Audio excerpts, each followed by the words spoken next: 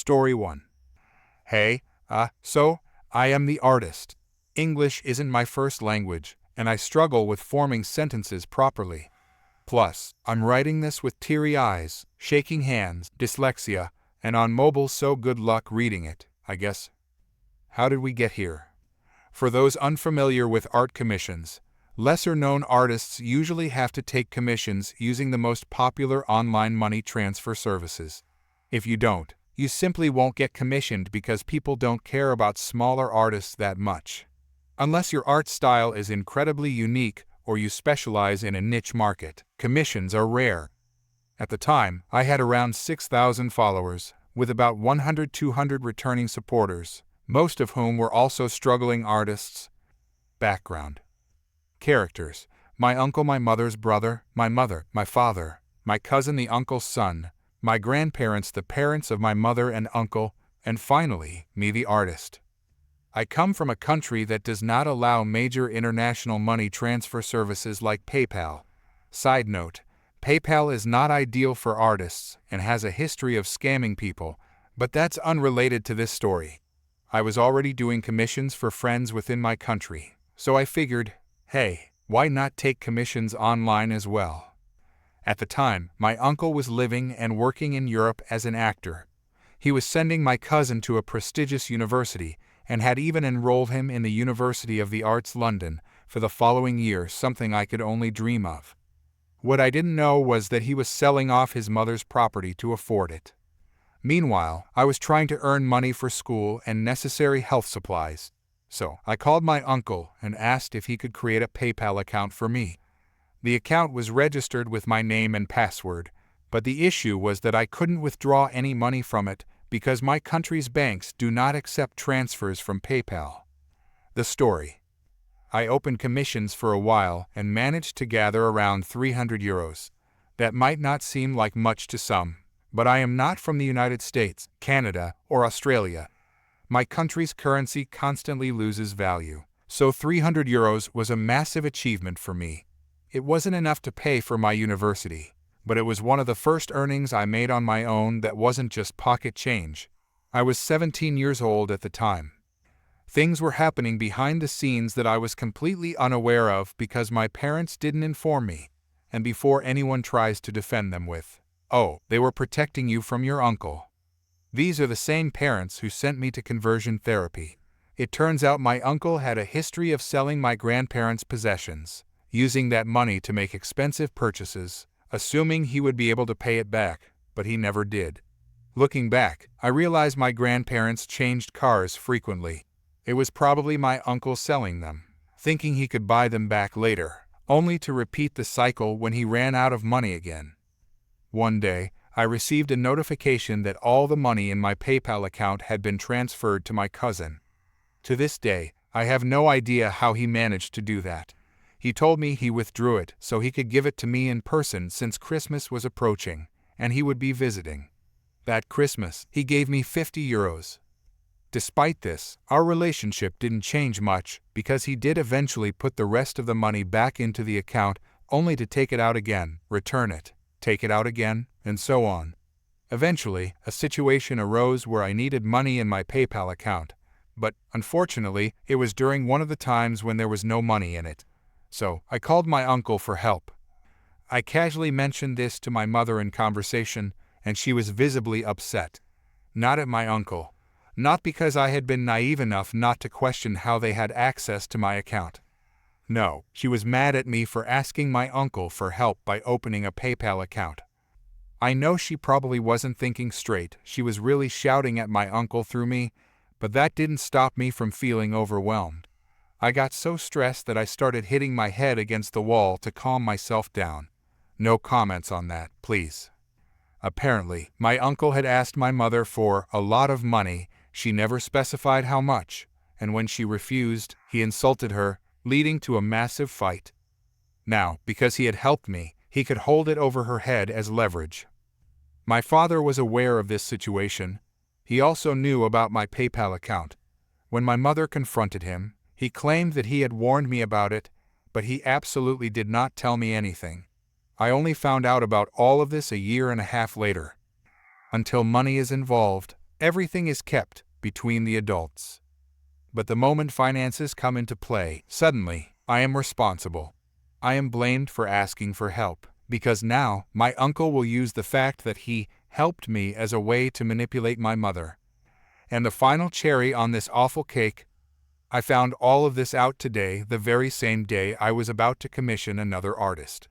I had called my uncle, asking him to put 40 euros back into my account so I could pay for it. But my mother made me call him again and take my request back. So now, instead of one disappointed artist, we have two. Story 2. After reading that post about entitled waitstaff, it reminded me of what I experienced when I was new to North America. At the time, I had just moved from a small village in Europe. When I moved to Canada, I met up with others from my tiny area in Europe. Being from the same little country, we all became close. I had become friendly with a next-door neighbor, who was a waitress at a mid to high-level restaurant in this town. She told me I should stop by. And so I did. I brought my friends along, and it became a thing where 9-12 of us would come in and eat and be served by her. At least once a week, every single week, often 2x a week. I asked if that was okay, but she never seemed overwhelmed, and we often caught her just chilling at the front desk once she was done with the initial plates. More on that later. Again, we are not from a tipping country, so I initially was going to tip 15%. Then I was graciously informed by the host that an auto %18 tip was added to the bill for groups larger than 6. Okay, great, I didn't have to figure out how much to tip. After almost 3 months or so of this, she stops by as I am taking out my trash. One thing to know about her is that she seems nice, but also has no tact, and can have a bossy demeanor. She tells us she enjoys having us as customers and loves seeing us enjoy the food, but that we should be tipping 20% minimum. Heavy emphasis on the minimum. Also, good tippers would give at least 30%. I am a bit stunned that of all the things she'd talk about, it was that. So I simply say, I am sorry, okay? She finishes off with her signature sweet smile and the words, "Sorry, hun, if you can't afford to eat out, then you shouldn't be doing so." Now, if she was polite and said something like, "By the way, it's customary to tip X if we do a good job. I understand you might not know the customs here," then I would have understood. But many times I remembered she was inattentive as a waitress. We'd often have to flag her down after making eye contact where she'd just wait behind the counter. Like I said, 20% was not out of the question. It was the way she said it. So I mentioned this encounter to my friends, and after a little talk we realized we can't afford that. Nah, not if we also want to be able to purchase other goods such as fine wines, cheeses we love, and the like. See, we aren't poor, but not rich either. These weekly dinners were little luxuries that we splurged for the sake of friends and feeling special in a fancy restaurant. It didn't break our bank, but it was still a significant amount of money. To tip her properly, and the fact that we all realized there were other little things in life we'd rather spend our precious money on. We decided it was too much. Across all of us, it was hundreds in dollars in tips alone per week. That's a lot for us. We could use that money to rent a pool hall, fishing tours, which are very expensive, etc. So we did what any responsible adult did. We stopped buying what we couldn't afford. It was far cheaper to host our gatherings in someone's house and do a potluck, or make a deli board, etc. Now discussing this with other neighbors, I hear that she has said something to that sort to other people in the neighborhood. Invite out to eat, then tell them off later if the tip is too low. They have always said the same thing, 20% minimum, service wasn't the best, very hurried, not very attentive, etc., and the entitlement. Anyways, we stopped eating at the restaurant and having her as the waitress. Mind you, I never stopped saying hi to her, kept up my pleasantries, etc. But now, after we all of a sudden stopped coming in, she had a scowl on her face when she'd see me, kept her responses quick, and stopped saying hi as much. And then, about a month after we stopped, one of the other neighbors mentioned to me how she was complaining that her tips were not great anymore, and that she couldn't afford to get more fillers for her cheeks at the new medical spa down the road. Oh well, like you said, don't eat out if you can't afford it. Story 3. This happened over 4 years ago, during the height of the pandemic in mid-2020. I am a 29-year-old man and a homeowner. I bought a house in 2019 from my uncle because he was financially stable and wanted to retire to his second home by a lake. Before I purchased the house, my uncle warned me that the neighborhood had a homeowners association. However, it only applied to those who voluntarily joined, and my uncle had never been a member. The price he offered me was half the home's market value, so I couldn't pass up the deal. That's how I ended up owning a house in a neighborhood with a homeowners association that I was not a part of. Right after I moved in, I heard a knock at my door. When I opened it, I was greeted by an older woman with short, graying blonde hair, heavy makeup, and a welcome to the neighborhood gift basket in her hands. She introduced herself as the president of the homeowners association and asked if she could come inside to help me fill out some paperwork. I knew exactly what she was trying to do because my uncle had warned me that she did this to every new homeowner in the area who wasn't already part of the association. Without hesitation, I firmly told her that I had no intention of joining. Her friendly smile quickly vanished as she informed me that I had no choice, claiming that all new homeowners were required to join. I immediately called her bluff, telling her that I was well aware that this was not true, and that I wouldn't be paying any dues or fines. I even let her know that I was prepared to contact a lawyer if necessary. She glared at me and called me a thorn in the neighborhood before storming off, saying she'd be back. We didn't speak for some time after that. I expected her to start sending me fines in the mail, but instead, I mostly received letters stating that my grass was getting too tall or that my driveway needed sweeping. None of these things bothered me since they were normal household chores that I needed to do anyway. However, several of my neighbors who were loyal to the homeowners association made it clear that they didn't like me simply because I refused to join. I told them that was fine, we were neighbors, but we didn't have to be friends. They agreed, making it clear that I was an outsider and that they would never accept me unless I became a member of the association. In early 2020, a friend of mine mentioned that people were beginning to panic buy disinfectant, toilet paper, and hand sanitizer in large quantities. Anticipating shortages, I decided to order these supplies online. I purchased 8 large 12 packs of toilet paper, a case of 20 bottles of hand sanitizer, 3 boxes of disposable latex gloves, a couple of boxes of disposable face masks, and a case of 20 large cans of brand-name disinfectant spray. Since I didn't trust leaving my packages unattended, I ensured that delivery required a signature. When the supplies arrived, several of my neighbors saw me receiving multiple large packages, including the toilet paper. Because I tend to be a cautious person, I continued buying more whenever I found it in stores, things like small, inexpensive 4 packs of toilet paper or off-brand disinfectant sprays. I did this because I had a feeling that friends or family might need some soon. Sure enough, within weeks, toilet paper, disinfectant, and hand sanitizer were nearly impossible to find, and people were even fighting over them in stores. Meanwhile, I had more than enough to last a long time. Word about my supply spread quickly once people started running out. A friend of mine had completely run out of toilet paper and hand sanitizer, so I gave him a couple of the generic 4 packs of toilet paper and a bottle of sanitizer at my door. Some family members also ran out, and I shared with them as well. They were all extremely grateful. However, soon after, several neighbors began knocking on my door, asking to buy supplies from me or expecting free handouts. I refused, explaining that I had only shared with close friends and family. These were the same neighbors who had previously told me they would never accept me as one of them because I didn't join their association. If I gave some to one neighbor, word would spread, and they'd all expect me to share until my supply was completely gone. They didn't like my response and resorted to harassing me from the sidewalk, but I ignored them. A few days later, the homeowners association president showed up at my door, informing me that several neighbors had run out of toilet paper, disinfectant, and hand sanitizer.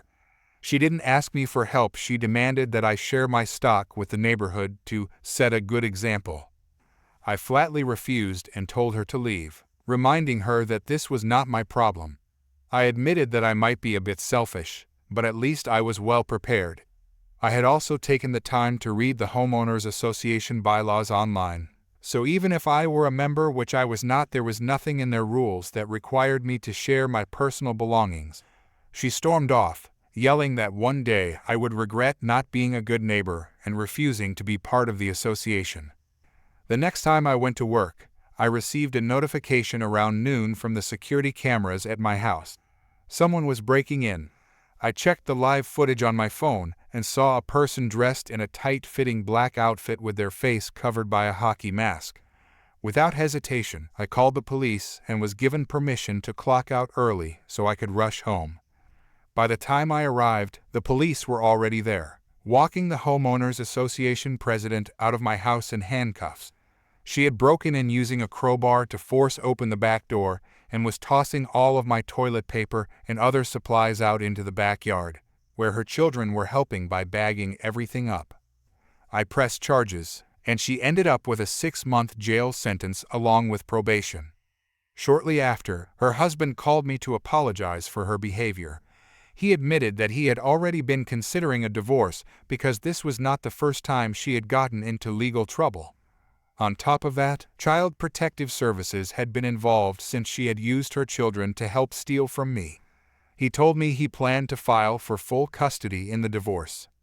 After she went to jail, she was officially removed as the Homeowners Association president, and someone new was elected in her place.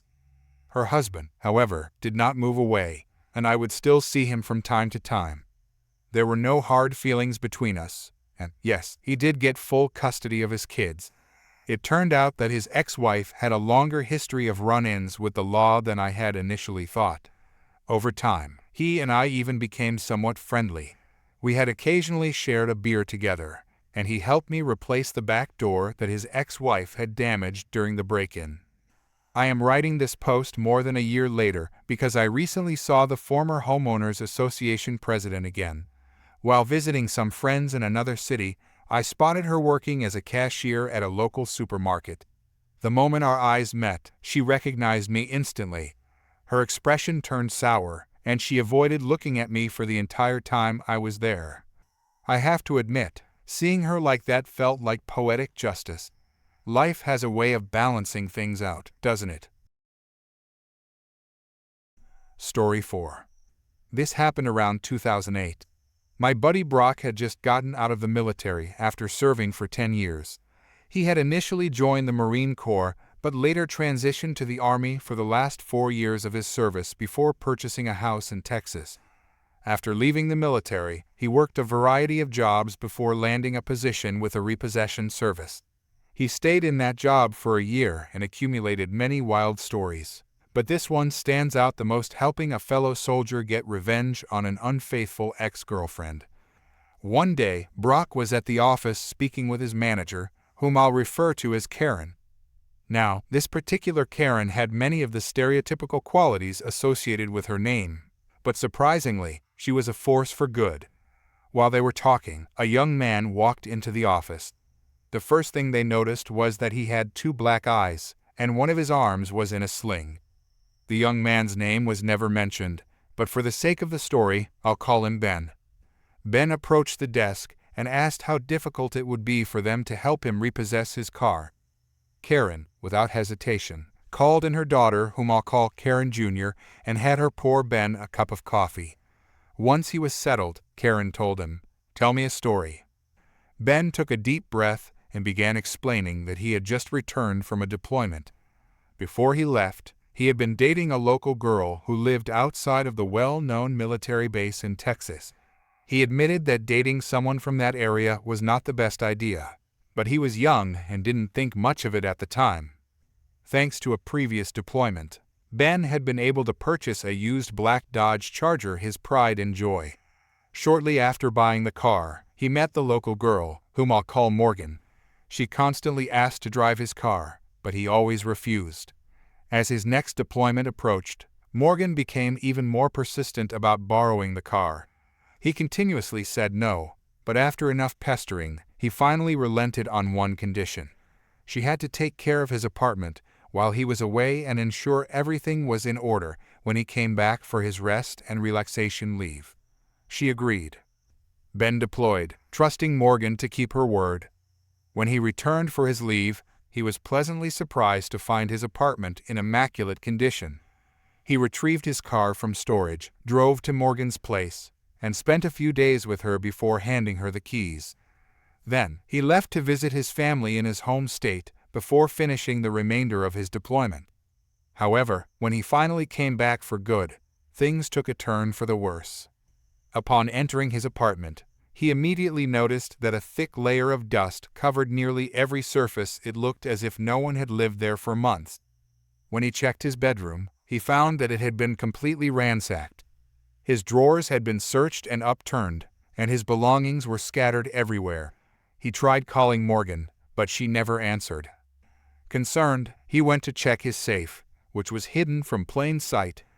To his relief, it was still intact and hadn't been tampered with.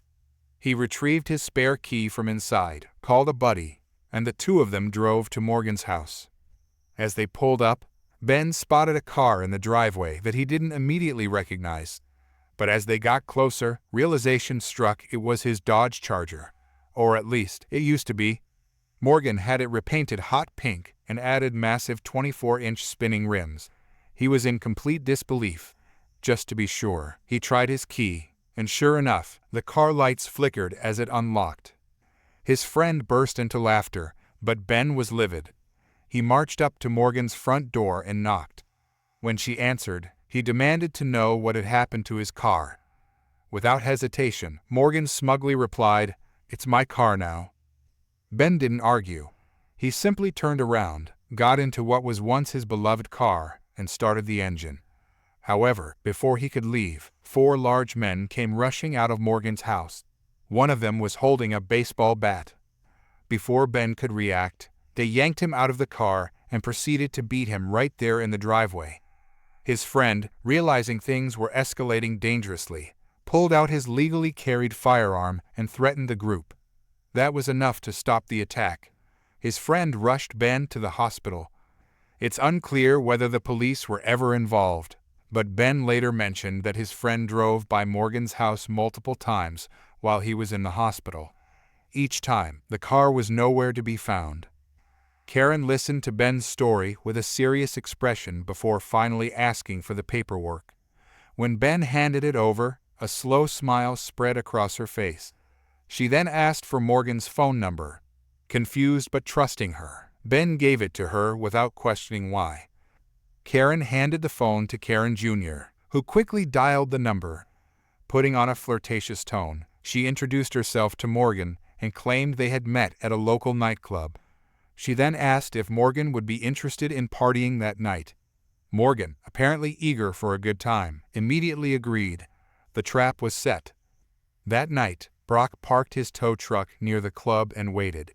Sure enough, Morgan arrived in the pink monstrosity, parked it, and went inside with a group of her friends. Brock gave them 5 minutes before he quietly moved in, hooked up the car, and towed it away. As he pulled out of the parking lot, Morgan happened to step outside and spotted her car being towed. She frantically tried to flag Brock down, but by then, he was already halfway down the street. The next day at the office, everything was running as usual when the phone rang. It was Morgan, and she was absolutely furious. She screamed into the phone, demanding to know why her car had been stolen and insisting they return it immediately. Karen, keeping her voice calm and professional, responded in the most customer service-friendly tone. "Ma'am, if you have proof of ownership and proper registration, you are more than welcome to come pick it up." Morgan, growing even angrier, shouted that she was going to call the police. Without missing a beat, Karen replied with a sarcastic, "Oh, please do," before promptly hanging up on her. As this was happening, Brock happened to glance out the window and spotted Morgan in the distance. She was standing next to a car in a vacant lot, throwing what could only be described as a full-blown tantrum. Brock watched as she angrily stomped around before climbing into the passenger seat of the car. Karen, noticing Brock's expression, asked what was going on. When he explained that Morgan was sitting in a car nearby, Karen smirked. Without hesitation, she picked up the phone and called the owner of the vacant lot, informing him that an unauthorized vehicle was parked on his property. The owner immediately approved having it towed. Wasting no time, Brock got back into his truck and drove over to the lot. He pulled up beside the car and casually introduced himself to Morgan and her friend, who were still sitting inside. He politely informed them that they were parked on private property and needed to move. Morgan, still furious from the night before, refused. She and her friend launched into an angry tirade, calling Brock every insulting name they could think of. However, Brock remained unfazed. Without another word, he backed up his truck, hooked the car up, and lifted it partially off the ground, effectively forcing them to exit the vehicle. Morgan and her friend continued to argue and yell at him until he finally pulled out the official tow order. The fight was over. Defeated, they had no choice but to stand aside. Meanwhile, back at the office, Ben had just arrived when Morgan suddenly spotted him. Her entire demeanor shifted in an instant. Instead of arguing with Brock, she bolted toward the office door, shoving past people to get inside. By the time Brock walked in, the situation had escalated into complete chaos. Morgan had confronted Ben directly and was trying to grab the car keys out of his hand. Ben, however, was quicker. He pocketed them before she could snatch them away. Enraged, she began hitting him in his injured arm, demanding that he return her keys. Then, in a desperate attempt to intimidate him, she warned that if he didn't give them back, she would call her friends to finish what they started. Karen Jr., having seen enough, was already on the phone with the police. Meanwhile, Brock stepped in between Ben and Morgan, firmly telling her that if she wanted to throw punches, she could try hitting him instead and see what happened. Morgan quickly shifted tactics. Now playing the victim, she softened her voice and put on her best pitiful expression. She claimed that she didn't actually care about the car, she just needed her laptop from inside because she had important schoolwork on it. Karen turned to Ben and asked if he was okay with handing over the keys so Brock could retrieve the laptop for her. Ben, still shaken, agreed. Brock walked outside, unlocked the car, and grabbed the laptop. As he was returning to the office to hand it to Morgan, she abruptly lunged forward in an attempt to snatch it from his hands. In her eagerness, she accidentally knocked the laptop onto the ground. It hit the pavement with a loud thud. Morgan immediately erupted in rage. Completely ignoring the fact that she had caused the accident, she pointed at Brock and accused him of dropping it on purpose. She threatened to take legal action, screaming that she was going to sue him for damaging her property. Before things could escalate any further, the police arrived. The moment the officers stepped inside, Morgan's attitude changed once again. She immediately switched to a sob story, claiming that her car had been stolen from her and that Brock and the others were conspiring against her. One of the officers turned to Karen and asked if they had any proof. Karen simply smirked and gestured toward the security cameras. "Would you like to see the footage?" she asked casually. The officers reviewed the recordings, which clearly showed Morgan repeatedly punching Ben and making threats about sending people after him. It was undeniable evidence against her. As they turned to face her, Morgan went pale. She slowly started inching toward the door, as if contemplating an escape. But the officers weren't about to let that happen.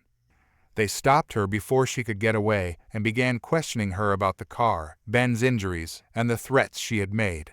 At first, she denied everything. But when they pressed her further, she realized there was no way out, especially since they had solid video evidence against her. She was promptly arrested on the spot. Ben, on the other hand, finally got his car back. However, after everything that had happened, he no longer wanted it. He joked that driving it around in its current state made him feel like he was advertising a well-known pink-colored stomach medicine. Instead, he made plans to trade it in for a new car, one that wasn't covered in neon paint and ridiculous rims. Later, word got around that the 4 men who had attacked Ben in Morgan's driveway had also been arrested.